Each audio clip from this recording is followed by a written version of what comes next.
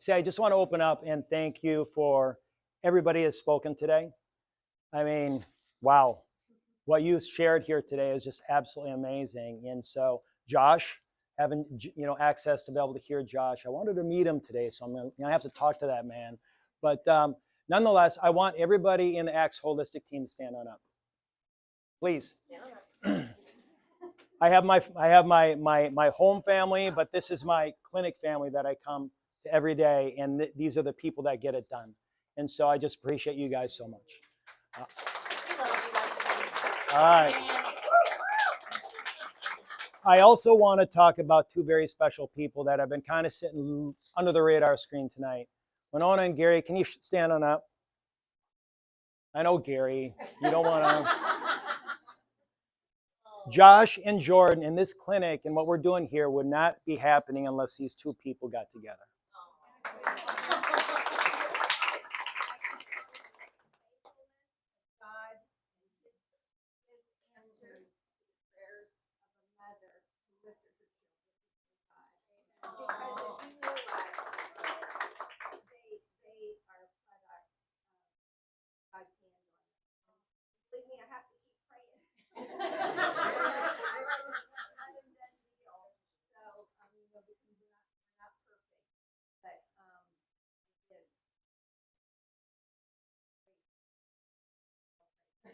You guys did amazing. And if you haven't heard Winona's story, you got to hear Winona's story. So anyways, nonetheless, hey, let's get the ball rolling. Let's get healthy. Dr. Medina, you talked about amazing things, just absolutely phenomenal. So we're going to be going over some of those things here today. But just a little bit about myself. That's my family. Both my compadres could not be here today. You see the handsome mug of this gentleman that I'm partnered with at Axe Holistic Medicine. But just to give you a little bit of my background, I've been in practice for the past 33 years, treated tens of thousands of patients to partner with them in their health. Chiropractor, functional medicine practitioner. I enjoy what I do. I'm so blessed because I come to I don't know I know there's a lot of people out there probably could claim this, but I come to the office more passionate today than I did because I know so much more. I can help people so much more. And so I'm so blessed with that. Certified functional medicine practitioner. You see, I have a number of certifications, but the most important thing that I have is being married to my wife.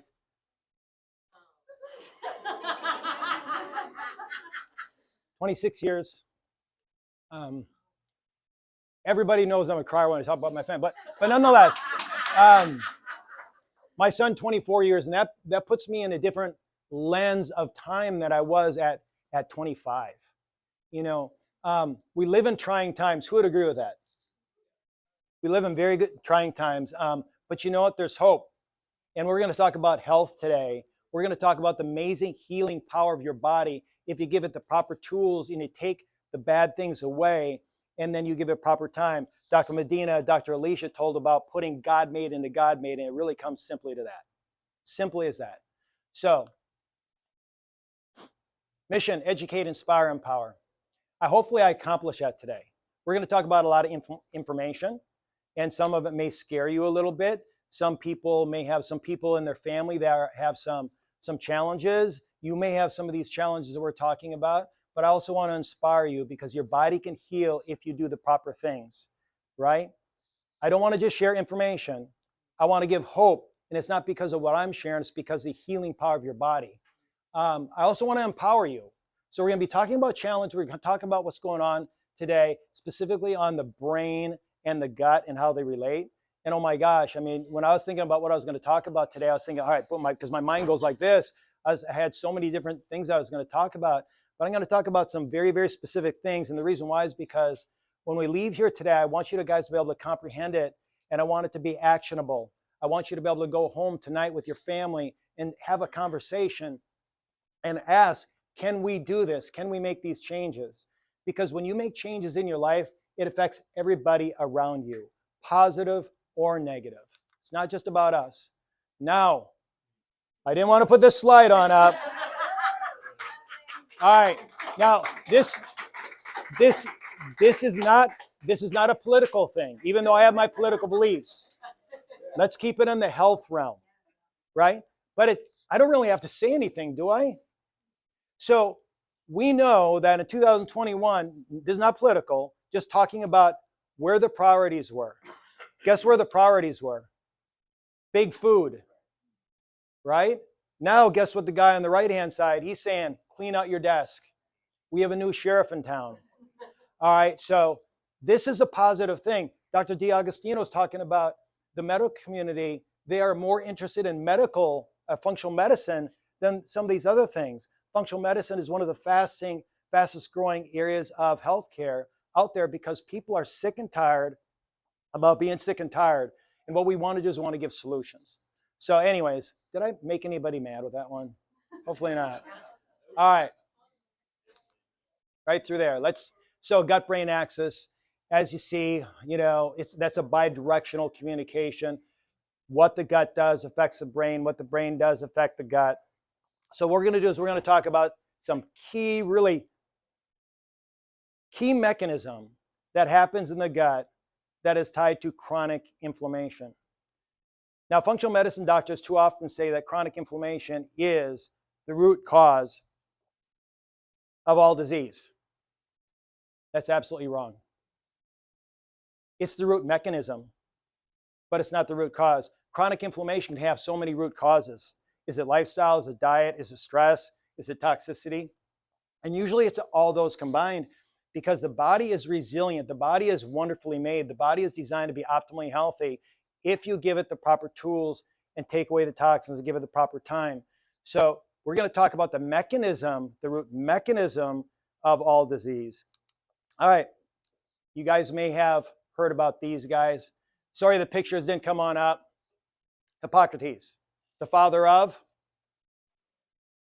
Yeah, father of medicine. I wish medicine would refer to this every day they go to. I'm not going against medical doctors. I would not want to live in a town without a medical doctor. They do wonderful things. But when they utilize a pill for the ill for every diagnosis and not getting at the root cause, there's an issue. The United States spends more money per capita than any country in the world. We have the best technology, supposedly. We have the best universities, supposedly. We have the best doctors, but yet we spend more money per capita than any place in the world. We take more medication, have more diagnosed. We're getting sicker every year. Who's a football fan? All right, Gary, your team every year spends more money than theoretically, right? Or just hypothetically. Your team spends more money than any other team ever, right? But they always come in last. And every time at the end of the season, the general manager comes and says, well, the problem is we need more money. You think it would be something else? We're spending more money and always come in last. We would never do that with a football team, but we're doing that with our healthcare system every day. All disease begins in the leaky gut. That's Alessio Fasano. This guy has more degrees, more titles than, I don't even want to take the time to read all this stuff, but this is the gentleman that actually found out, did his research, and identified what's called zonulin. Zonulin is a key thing that's released to be able to allow gut permeability to occur. And we're going to be talking a lot about leaky gut today and how it is related to chronic disease. So let me ask you this. I'm going to ask you that question. I got one slide behind here. So number one, this is everything we're going to talk about today. I literally could talk about this slide and then say, all right, we're done. Because if you grasp this slide, you're going to leave with something that is just monumental that could change your life if you decide to make the choices. So we see the gut right through here, right on the bottom. And you're going to see in there little letters, you probably can't see it, but it says gut permeability, but it says LPS. And it says gut inflammation. When things go on in the gut, when we have intestinal permeability and things leave the gut, remember that gut is only one cell thick that stops it from getting to our body. Remember, the gut technically is part of the external environment. It is the communication of our body, of our internal environment. When it gets compromised, these things will get in the bloodstream. LPS we're going to talk about. It can be polypeptides, it can be toxins, it can be many, many different things. But they should not be in there. LPS is part of a gram-negative bacteria that every one of you have in your gut. Nothing wrong with gram-negative bacteria. But if we have too much in our gut and we don't have proper motility and we have intestinal permeability and these gram-negative bacteria are breaking apart and they're emptying their LPS, lipopolysaccharides, in our gut. This causes systemic inflammation. And when that causes systemic inflammation, the same thing that breaks down your gut barrier is the same mechanism that's going to be breaking down your blood-brain barrier. Now we have that gut barrier to keep the bad stuff out and the good stuff in. It's a semi-permeable membrane. Just think what the brain does. The brain is a little bit more important than the liver. It's a little bit more important than some other tissues. Most tissues in our body is mitotic, which means they can replicate itself. A neuron can't. It's post-mitotic. When you lose a neuron, guys, that's a bank account that you can't put any more money in. So you want to be able to make sure that you keep that brain healthy. But when we start having inflammation of the gut, as they say, what stays in Vegas doesn't, what happens in Vegas doesn't stay in Vegas. What happens in the gut too often doesn't stay in the gut. And if it gets to the brain, it causes some issues. Let's talk about this. Is leaky gut healthy? And I'm going to tell you, it's a trick question, right? So leaky gut is actually our way of defending ourselves. We used to be hunters and gatherers a long time ago, right? Was there chiropractic 3,000 years ago? No, I was carrying a spear and I was walking, I was, in the old days, we picked things on up. Leaky gut is a defense mechanism. So let's go over the situation.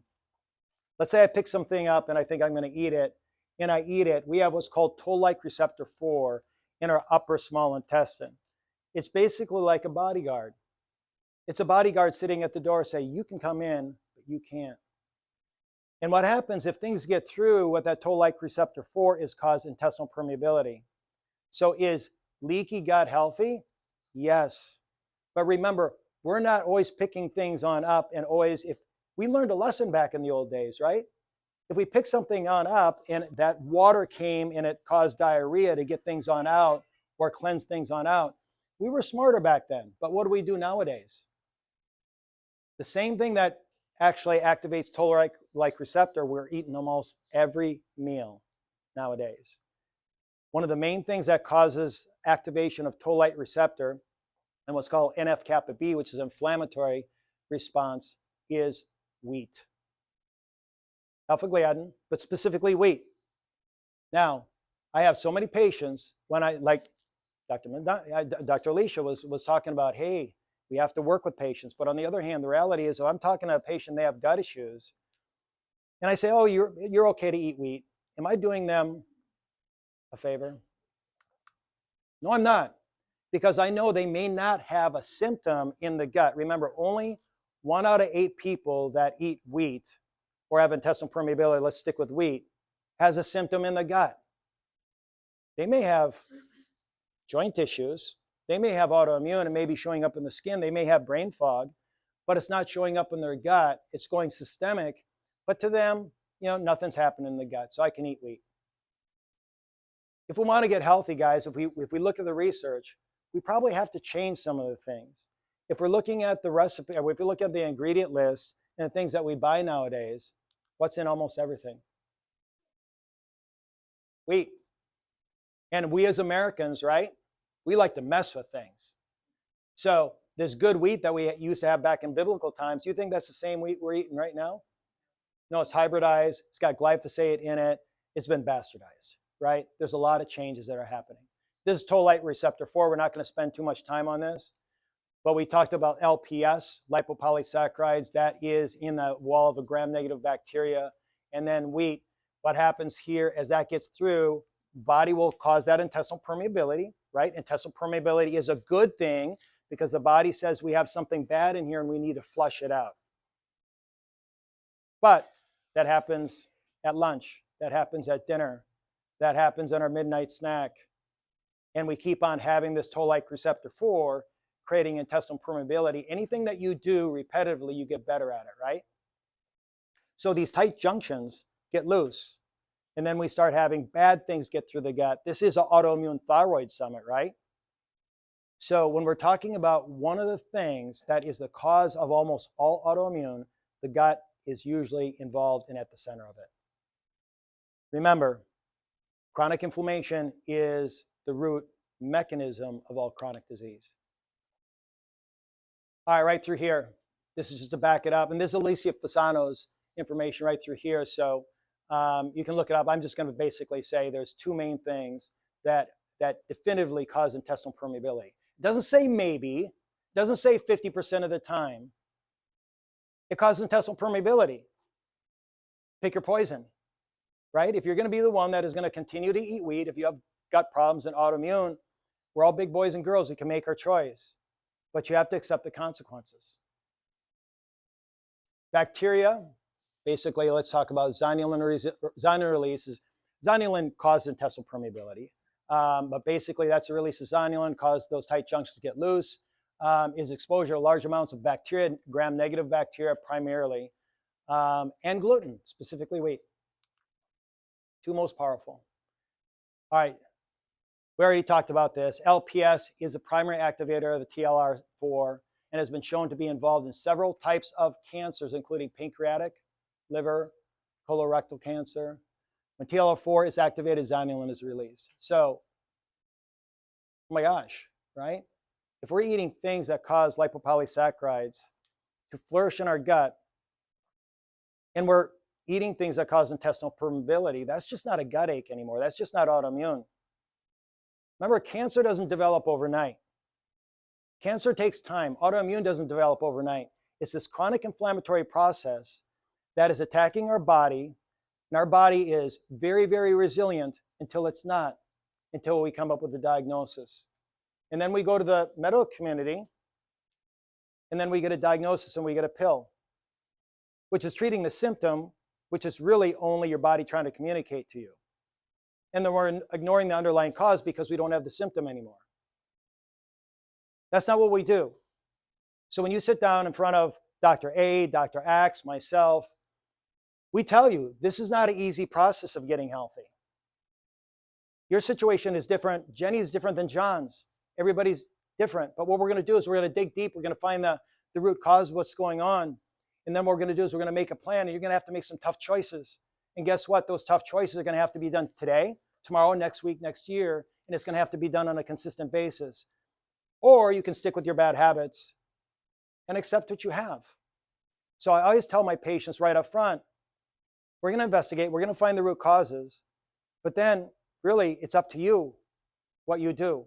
We have no magic wand. The magic is in your body. What is NF-kappa B? Inflammatory process. I'm not going to read the top, but it's inflamed. Remember, NF-kappa B is released in the body by many different things, but when we're talking about toll-like receptor 4, NF-kappa B, which is stimulated by the consumption of wheat or lipopolysaccharides getting through the intestinal wall. What is associated with? Cancer cell growth, chronic inflammatory disorders, autoimmune disorders, mitochondrial dysfunction. Doc talked about mitochondrial dysfunction. Those are the organelles that create energy. Our whole body depends on mitochondrial function. That's our energy, right? Most concentrated in the brain. Alters our nervous system function. We are waking up, including the CDC. The most common cause of death, the 15 most common causes of death, they categorize as chronic inflammatory disease. We talked about, we know the mechanism of chronic inflammatory disease, the prime mechanism of chronic inflammatory disease. So really, when you're talking to a functional medicine practitioner, when you're talking to a naturopathic doctor, people that are really going to be getting at the root cause, we're trying to find out what the cause is. Now, do you think the CDC is going to be endorsing Axe Holistic Medicine because we get at the root cause? No. But they admit that 11 of the top 15 causes of death is chronic inflammatory disease. So we have to think about our process. We have to think about how we think about our health. LPS, ideal pathway. I'm going to spend like 2 seconds on this. This is another inflammatory pathway. Very important neurotransmitter that we have for our health, serotonin. And if we have chronic inflammation in our body, what happens? Basically goes down this ideal pathway. Instead of serotonin, instead of tryptophan going to serotonin, go to melatonin, so the usual pathway. It'll go down the ideal pathway, which is an inflammatory pathway. And it'll cause quinolinic acid. Remember, this is a gut-brain talk. Quinolinic acid is neurotoxic. If we lose a neuron, do we get it back? We don't. All right, cost of Alzheimer's disease. Since 2008, the National Health Institute has funded approximately $13 billion in Alzheimer's research.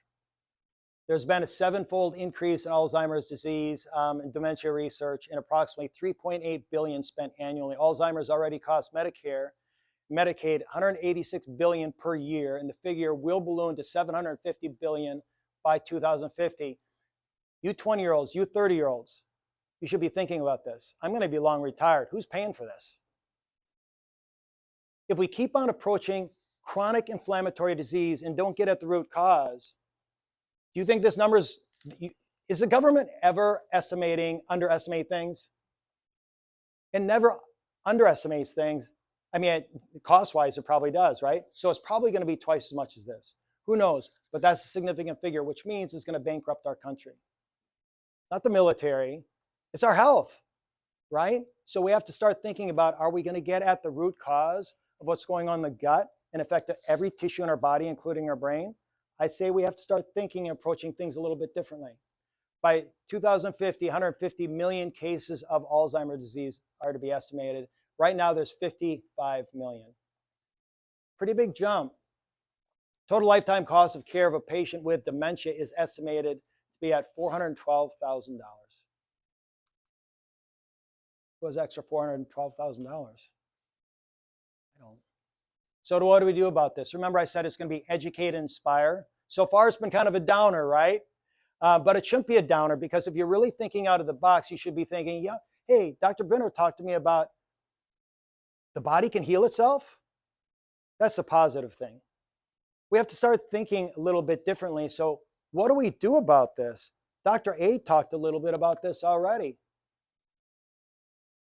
First of all, before we do any of these tests, we can do those tests. Those are absolutely amazing tests, because that will allow us to be able to find the higher echelon thing. But the low-hanging fruit, if a patient leaves my office, say, and wants to negotiate with me to a degree of, and I know that I need to help save their life, they're sick and tired of being sick and tired, but then we talk about diet, exercise, stress management, and sleep, and they're trying to negotiate with themselves and me, it's not the right time for them to start, because they will fail. I will tell them, you're going to waste your money, you're going to waste your time, and this is not going to help my reputation.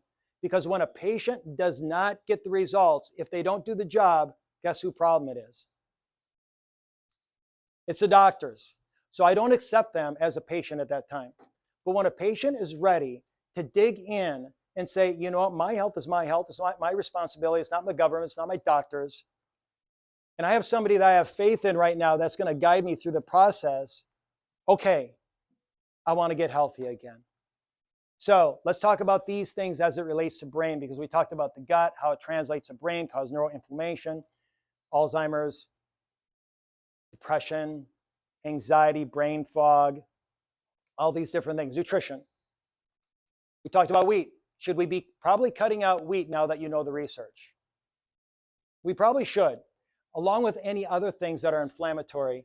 And your doctor and your functional medicine health coach is going to be able to help identify those things, because what is wrong for you is probably not wrong for you. We have to figure out these things that are the missing piece of the puzzle. So when we take the nutrients that could be healthy for John, but very inflammatory to Jenny, once we take that out from Jenny's situation, her body can stop some of the fight or flight and start into healing. Exercise. Well, it goes beyond just, hey, I want big muscles and I want to be able to run 3 miles in a certain amount of time and I want to lose weight. When we exercise, we stimulate what's called BDNF, brain-derived neurotrophic factor. That was one of the most devastating things that I saw when we had this thing a couple of years ago that started with a C and ended with D. What did we do with our seniors? What did we all do? We all isolated ourselves, locked ourselves in. I'm not going to get in a conflict with anybody on this, but what I will tell you is when we stopped having social relationships and we stopped moving and we spent more time at the computer and we're breathing more shallow and we're on more social media, do you think that helped us fight a virus? It did not. Do you think that stimulated the health of our brain by decreasing BDNF? Our BDNF went boom, because we were not moving. We were thinking negatively. We had despair. So many different things. We got to move. If you're not moving, and like Dr. A says, we got to find out what's right for you, where to start. The first step is the most difficult, right? But we have to move. We have to move because that stimulates B, D, and F. Sleep. If we're not sleeping, we are not rebuilding, or we're not recharging, we're not putting the car in neutral. But what happens when we get a deep sleep is called the lymphatic system. We heard about the lymphatic system, right? If we don't move, we don't stimulate the lymphatic system. But if we don't sleep, we don't stimulate what's called the lymphatic system. Lymphatic system is where your brain literally shrinks every night. Why would you want to have your brain shrink every night? You ever squeeze a sponge? Stuff comes out of it, right? So what happens when our brain shrinks every night, what happens, it actually detoxifies. So if you want to negotiate with me, hey, I want to go to bed at midnight. First thing I'll say, all right, you're giving up 80% of your growth hormone, but you're not having your lymphatic system. And so if you're putting in toxins and you keep on putting in toxins, don't expect the body to do you any favors. These are foundational things. So sleep, detoxify your brain. Stress management, so important. 50 years ago, I'm 59 years old. The stress that I experienced when I was young at 25 is not the same stress that I was experiencing today. It's a death by 1,000 cuts now. And so if we do not watch our stress, what happens? Cortisol goes up. Cortisol elevates blood sugar. Cortisol also breaks down the gut barrier, leading to more leaky gut. And if leaky gut happens, bad things get in, and bad things can get to the brain, breaks down the blood-brain barrier. Pretty darn important. So if you have too much stress in your life and you're not handling that, and you want to get better, you got to handle that stress. Actually, I don't want to go halfway through here. Hydration, real important. Social, healthy relationships. Oh my gosh, that's so important. We need family. We need social. We need our friends, so on and so forth. Limit toxins. Read your labels, folks. You're buying your toxins. You're getting it through air. You're getting it through your water. Many, many different things, but you're getting it through your foods. Doc talked about that today. Okay, the body only can handle so much. We're putting too much man-made in a God-made system, and we're expecting a miracle to happen. It won't. The miracle will happen when you start respecting the way the body was designed. All right, strategic supplementation, real important. Why? Well, when we do the proper tests and so on and so forth, we can actually very specifically give you the supplements that you need. Why I say strategic is because I can't tell you how many patients that have come in. They bought a bucket load of supplement. I'm taking this, I'm taking this, I'm taking this, I'm taking this. Number one, they're throwing mud on the wall and hoping something sticks. Number two, everything you put in your body should have a purpose. And if you're taking a supplement that you do not need, that's another stress on the body. Supplements aren't going to save you. I talk about supplements on my visit. The last thing I talk about in my visit is supplementation, because if you can't do your standard things, your foundational health, diet, exercise, stress management, sleep, social support, we can't even talk about supplementation. All right. Then it comes to, hey, doc, I've tried everything. I've done all those things. I'm doing all those foundational things, but I'm not feeling healthy. I'm not living up to my optimal level. Well, then you probably need to talk to a functional medicine doctor or a naturopathic doctor, somebody that really cares and been trained to get the root cause. So again, the reality is this. This is just information. Just information. Everything we share here today is information.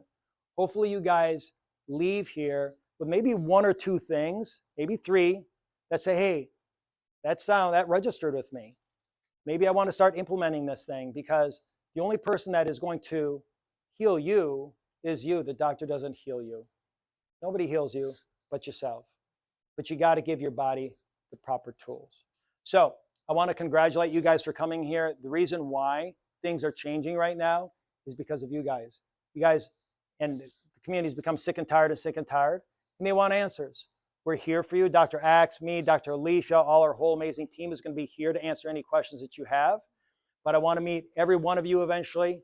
And if you have any questions after this, come up and talk. Thanks, guys.